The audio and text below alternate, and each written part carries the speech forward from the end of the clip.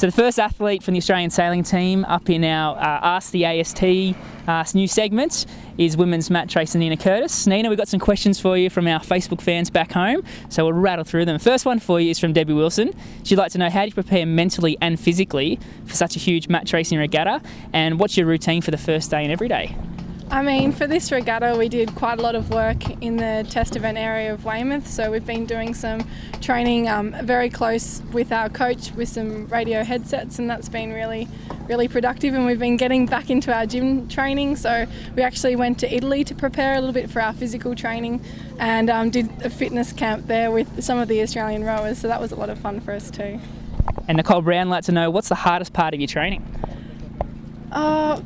For me it would be sitting in the rain with no wind. That's the most awful part. I love everything else. I love the fitness side, I love the racing side, I love the training, so I guess I don't really like the rain, and it rains all the time in Weymouth, so that'd be about it.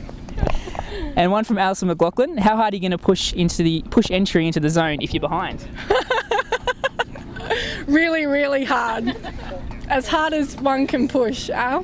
Thanks. And from Kimberly Wilmot, who's your role model and what inspired you to match race at this level? My role model's Cadell Evans as of a couple of days ago. He had a couple of really massive barriers and he managed to overcome them, and it was really awesome watching him build a race. What was the other part? And what inspired you to match race at this level?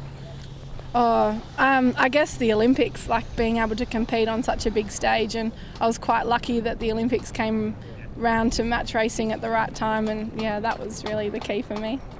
And from Stephanie Wiley, what do you consider to be your greatest accomplishment so far and why? I won the Women's Match Racing Worlds in 2009 in Sweden. That was by far a massive pinnacle for me. So.